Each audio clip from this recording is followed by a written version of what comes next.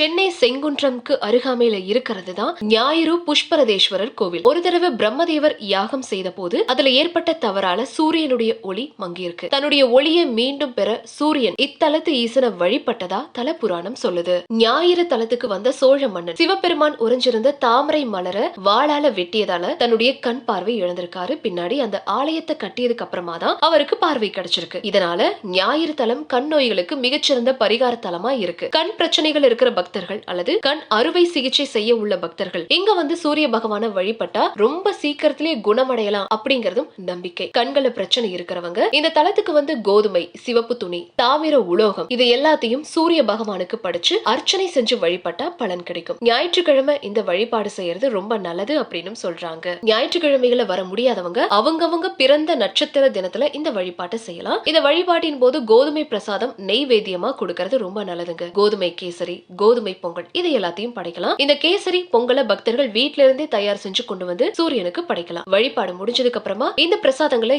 ஏழை எளிய மக்களுக்கு விநியோகம் பண்ணலாம். இப்படி செஞ்சா கூடிய சீக்கிரத்திலேயே கண் பிரச்சனைகள் தீரும் அப்படிங்கறது நம்பிக்கை.